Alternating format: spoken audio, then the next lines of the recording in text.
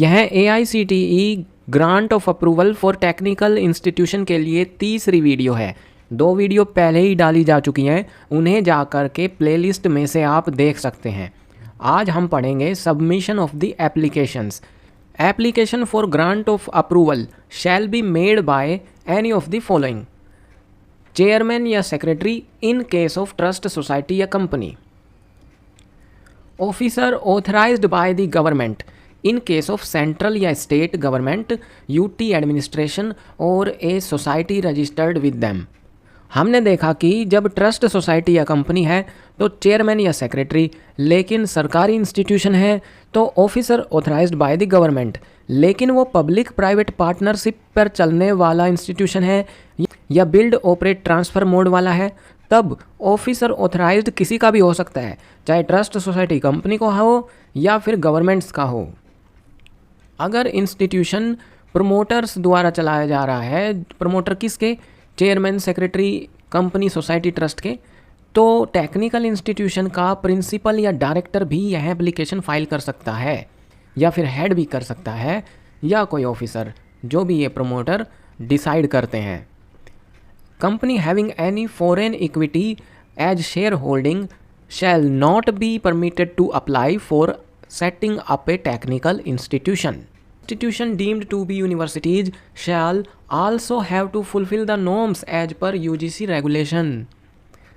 Institution deemed to be university having multiple campuses, off-campuses, constituent colleges shall apply separately for approval. यहाँ पर AICTE के approval की बात हो रही है, लेकिन AICTE के रेगुलेशन तो लागू होंगे ही, साथ में UGC के रेगुलेशन भी लागू होंगे डीम्ड यूनिवर्सिटी पे।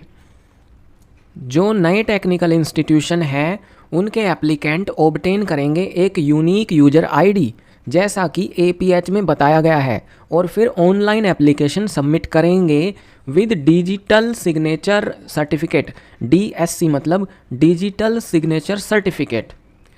इसके बाद उनको TER चार्जेस भी भरने होते हैं, यानी टेक्निकल एजुकेशन रेगुलेटरी चार्जेस भी उनको देने होते हैं। अगर फेल हो जाए ऐसा करने में तो एप्लीकेशन कंसीडर नहीं की जाएगी। Web portal permits the generation of deficiency report of for the application. If an applicant has wrongly submitted the application, the same shall be processed as per procedure specified in APH। किसी applicant या institution ने closure की application लगा दी, closure of institution या closure of program, और वो उसको रिवोक या विड्रॉ करना चाहता है तो हो जाएगा। कैसे होगा? As per procedure specified in APH। लेकिन एक्सटेंशन ऑफ अप्रूवल की एप्लीकेशन रिवोक नहीं होती है। वेब पोर्टल पर जो डॉक्यूमेंट अपलोड किए हैं एप्लीकेंट ने, उनको सबमिट किया जाएगा AICTE के द्वारा टू दी स्क्रूटनी कमेटी या एक्सपर्ट विजिट कमेटी EVC के समक्ष। जैसा कि APH में बताया गया है, एप्लीकेंट को नॉन जुडिशियल 100 रुपये वाले स्टैंप पेपर पर स्वर्ण शपथ लेनी होगी before A first class magistrate और नोटरी और N oath commissioner stating that if it is found at any time that any part of information has been suppressed or misrepresented, withdrawal कर लिया जाएगा उसकी एप्लीकेशन का, and withdrawal of approval not considering for grant of approval and other legal action as may deem fit, यह भी लिया जाएगा। In case of rejection of an application, TER charges shall be refunded. जो technical education regulatory के charges हैं वो refund हो जाते हैं यदि एप्लीकेशन रिजेक्ट हो जाए। जो एप्लीकेशन कट ऑफ डेट के बाद में सबमिट हुई हैं, they shall not be processed during the current academic year, लेकिन उनको सक्सेसिव एकेडमिक ईयर में कंसीडर किया जाएगा, यानी अगले साल कंसीडर किया जाएगा। अब देखते हैं प्रोसेसिंग ऑफ एप्लीकेशन या ग्रांट ऑफ अप्रूवल कैसे होता है। For setting up a new technical institution की बात है तो जिस इंस्टीट्यूशन ने एप्लीकेशन लगाई है उसके एफिलिएटिंग यूनिवर्सिटी बोर्ड और उसकी गवर्नमेंट फॉरवर्ड करेंगे अपने व्यू एप्लीकेशन पे, उनके क्या व्यू हैं विद इन 1 वीक वो to the concerned regional office को। ये AICTE के रीजनल ऑफिस की बात हो रही है। In the absence of receipt of view council shall proceed for further processing. इसके बाद रीजनल ऑफिस एक स्क्रूटनी कमेटी या री स्क्रूटनी कमेटी बनाएगा जो उन एप्लीकेशंस की जांच करेंगी as specified in the approval process handbook. ये जो डार्क रेड नज़र आ रहा है इसको इग्नोर करना है क्योंकि अमेंडमेंट के बाद इसको रिमूव डिलीट माना जाए ऐसा अमेंडमेंट आया था, इसलिए आपको इन वीडियोज से पढ़ने में आसानी होगी क्योंकि अमेंडमेंट्स को यहाँ इम्प्लीमेंट कर दिया गया है और आप एग्ज़ाम में कोई गलती नहीं करेंगे। इसीलिए इस चैनल को सब्सक्राइब कीजिए, बेल आइकन दबाइए ताकि अगली वीडियो भी डले तो नोटिस आपको मिल जाए। अब जो एप्लीकेशन रीजनल ऑफिस पहुंची थी उसको स्क्रूटनी कमेटी ने देख लिया है और नील डेफिशिएंसी पाई है, कोई कमी नहीं है। तब रीजनल ऑफिस ईवीसी का निर्माण करेगा, जैसा कि दूसरी वीडियो में भी बताया था। ईवीसी वेरीफाई करेगी इंफ्रास्ट्रक्चर फैसिलिटी को, वो चाहे फिजिकली वेरीफाई करे या ऑनलाइन करे। इसके बाद ये recommendation placed before the executive committee for approval. तो फाइनल अप्रूवल कौन दे रहा है? Executive committee. रीजनल ऑफिसर क्या करता है? अप्रूवल ब्यूरो ऑफ AICTE को उन रिकमेंडेशन को भेज देता है जो कि आगे एग्जीक्यूटिव कमेटी को पेश करेगा और वहाँ पर यह जांच की जाएगी कि EVC ने और रीजनल कमेटी ने स्क्रूटनी ठीक से की है, कोई कमी तो नहीं रह गई। और यही काम अप्रूवल ब्यूरो का भी है कि also verify that process and parameters are followed. Decision of the executive committee shall be uploaded on the web portal. Letter of approval भी वहीं पे आएगा वेब पोर्टल पर और लेटर ऑफ रिजेक्शन भी वहीं आएगा। जिन एप्लीकेंट की एप्लीकेशन रिकमेंड हो गई है फॉर लेटर ऑफ अप्रूवल उनको इन्फॉर्म किया जाएगा for the creation of security deposit. दूसरी रेगुलेटरी बॉडीज़ जैसे कि AICTE भी तो एक रेगुलेटरी बॉडी है। दूसरी रेगुलेटरी बॉडीज द्वारा अप्रूव किए गए इंस्टीट्यूशन जिनको 10 साल से ज़्यादा एग्जिस्टेंस की हो गई हैं वो पहली बार AICTE में अप्लाई कर रहे हैं, उनको एग्जेम्प्ट रखा गया है from the payment of security deposit.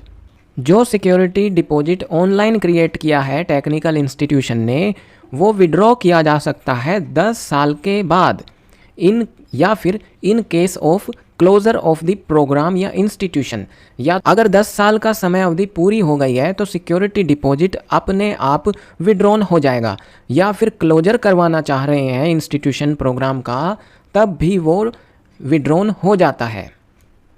लेकिन इस पैसे पर जितना भी इंटरेस्ट अक्रूड हुआ है वो क्रेडिट होता है AICTE को और यह पैसा shall be utilized by AICTE for development activities quality improvement program. Letter of approval की वैलिडिटी कितनी होती है? सही जवाब है 2 साल, 2 academic year.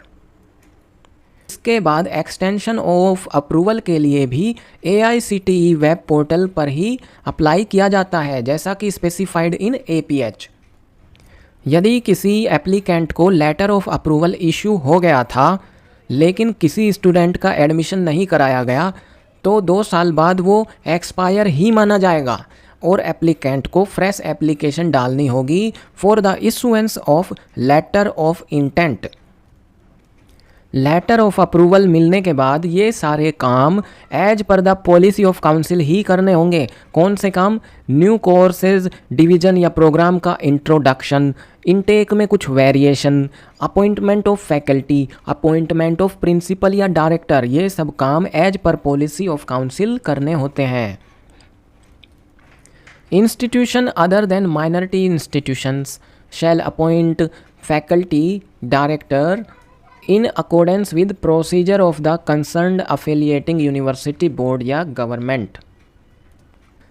Information about these appointments of staff shall be uploaded on the web portal of AICTE के web portal पे। EVC may be conducted any time before the first batch of student have passed out. Amendment में ये delete हो गया और उसकी जगह ये आया कि all the online application should be digitally signed certificates बनाए जाएंगे all scrutiny and EVC shall be conducted in online mode. अब केवल ऑनलाइन मोड में होंगी ये। All the proceedings shall be recorded to ensure transparency and accountability. लेकिन existing institutions कैसे apply करते हैं अप्रूवल के लिए, अब देख लेते हैं। If an EVC was conducted or show cause notice was issued, the same shall be placed before the standing hearing committee। तो शो कॉज नोटिस के रिप्लाई कौन देखता है? Standing hearing committee. If the institution is aggrieved by the decision of the executive committee, executive committee के डिसीजन से वो खुश नहीं है तो अपील करेगा। Appeal once to the council as per APH। अगर किसी इंस्टीट्यूशन ने वीमेन इंस्टीट्यूशन को कोएड में या फिर कोएड इंस्टीट्यूशन को वीमेन इंस्टीट्यूशन में परिवर्तित करने के लिए एप्लीकेशन लगाई है, या डिप्लोमा लेवल और डिग्री लेवल को इंटरचेंज करने के लिए, या नया प्रोग्राम शुरू करने के लिए एप्लीकेशन डाली है, तो EVC या फिर स्क्रूटनी कमेटी ने उसमें कोई डेफिशिएंसी बता दी है, तो डेफिशिएंसी रिमूव करने के बाद ही एक्सटेंशन ऑफ अप्रूवल ग्रांट किया जाता है। ये सभी टर्म्स क्या हैं पहली वीडियो में बता दिया था डिटेल में। इंजीनियरिंग एंड टेक्नोलॉजी के किसी UG PG डिग्री के लिए इनटेक को इंक्रीज करना है तो यह परमिशिबल होगा केवल emerging areas and multidisciplinary areas में। यह याद रखना है कि एमर्जिंग एरियाज़ या मल्टीडिसिप्लिनरी एरियाज़। अप्रूव्ड इनटेक जो कि डिवीज़न साइज से भी कम है, ऐसा institution may apply for intake of full division size and shall maintain faculty student ratio without NBA accreditation, NOC from the affiliating board या university, subject to zero deficiency based on self disclosure on AICTE portal, not applicable in case of institution under penal action। और similarly अगर intake में reduction कराना है, खुद से intake में reduction कराना है तो पोर्टल पर अप्लाई करना है और उसी अनुसार फैकल्टी स्टूडेंट रेशियो को मेंटेन करना है विदाउट NOC के और विदाउट NBA एक्रेडिशन के। तो NOC और NBA एक्रेडिशन की ज़रूरत ना तो इनटेक को फुल ले जाने के लिए है और ना ही उसको डिक्रीज कराने रिड्यूस कराने के लिए है। यहाँ फिर से बताया गया है कि जो एग्जिस्टिंग इंस्टीट्यूशन है अगर उनका अप्रूव्ड इनटेक इक्वल है या लेस देन है, मैक्सिमम जो उनको अलाउड किया गया है उससे कम है, तो वे not eligible to apply for NBA accreditation, वो NBA में अप्लाई कर ही नहीं सकते। इसीलिए shall be permitted to increase without NBA accreditation in the same level up to the maximum intake allowed as per approval process handbook, subject to zero deficiency based on self disclosure. ये zero deficiency based on self disclosure क्या है मुझे नहीं पता, लेकिन ये बार बार आ रहा है। अब यहाँ पर देखिए कि एग्जिस्टिंग स्टूडेंट्स जिनका अप्रूव्ड इनटेक से ज़्यादा एडमिशन हो चुका है और वो seeking for approval for increase in intake या इंक्रीज इन एडिशनल कोर्स, तो वे भी विदाउट NBA एक्रेडिशन के अप्लाई करेंगे। Shall have to apply for the closure of the course, पहले वो अपने कोर्स का क्लोजर के लिए अप्लाई करेंगे जैसा कि प्रोसीजर APH में दिया है। And shall apply for increase in intake additional course in lieu of the same, और फिर उसके बाद में इंक्रीज इन इनटेक के लिए अप्लाई करेंगे। इंजीनियरिंग एंड टेक्नोलॉजी में इनटेक या कोर्सेज को इंक्रीज कराना है तो परमिशिबल ओनली इन इमर्जिंग या मल्टीडिसिप्लिनरी एरियाज़, ये बात फिर से बताई जा रही है और यह in the line with new national education policy 2020 के अनुसार होगा। NEP में N का मतलब नेशनल है, तो NEP 2020 के लाइन में जो प्रोग्राम्स चल रहे हैं उनमें परमिट किया जा सकता है एडिशनल डिवीज़न, लेकिन ओनली इन द इमर्जिंग या मल्टीडिसिप्लिनरी एरियाज़। स्क्रूटनी कमेटी या एक्सपर्ट विजिट कमेटी की रिपोर्ट को कौन अपलोड करता है? Regional office. 6.6 में लिखा है institution deemed to be university किस प्रकार अपना एक्सटेंशन ऑफ अप्रूवल करवाएंगे। Council shall approve technical programs offered by the deemed universities as notified by UGC।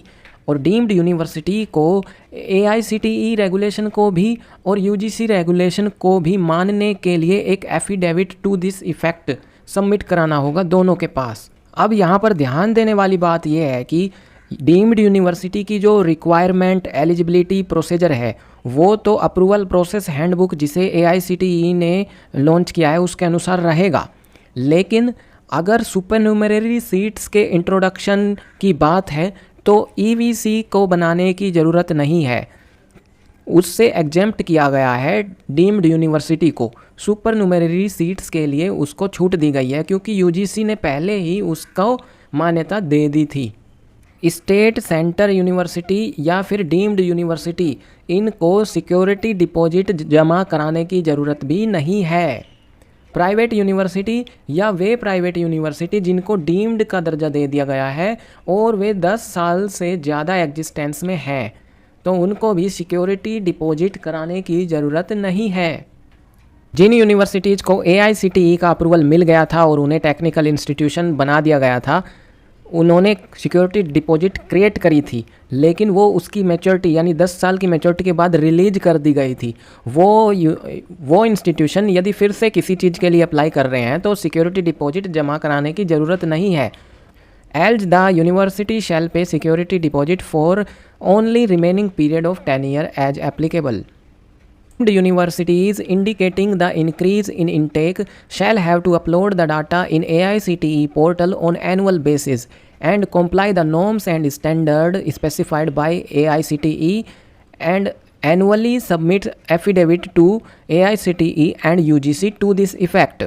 अगर वायलेशन किया AICTE shall inspect the university and inform the UGC to take appropriate action as specified in APH में लिखा है वो action initiate किया जाएगा और साथ ही साथ UGC को भी इन्फॉर्म कर दिया जाएगा।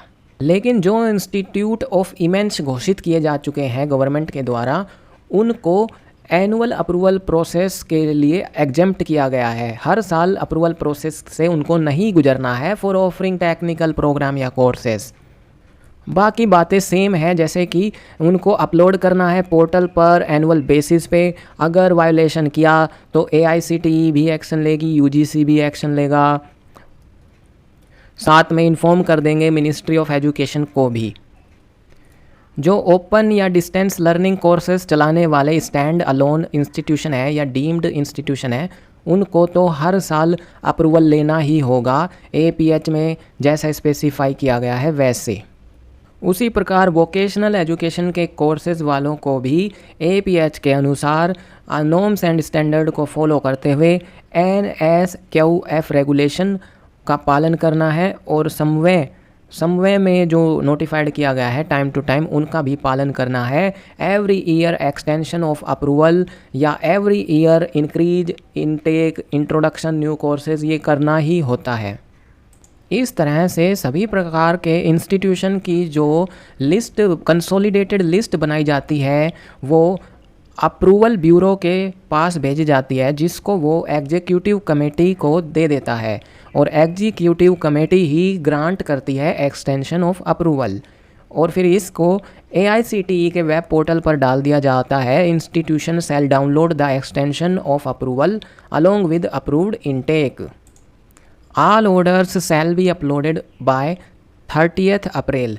30 अप्रैल तक सारे ऑर्डर डाल दिए जाते हैं, लेकिन कोई ऑर्डर रिडक्शन इन इनटेक का है या नो एडमिशन का है जिस पर डिटेल स्पीकिंग चाहिए, वे वाले अपलोड हो जाते हैं 15 मई तक। The council grant any conditional approval normally note. वैसे तो काउंसिल कोई कंडीशनल अप्रूवल साधारण तौर पर नहीं देती है।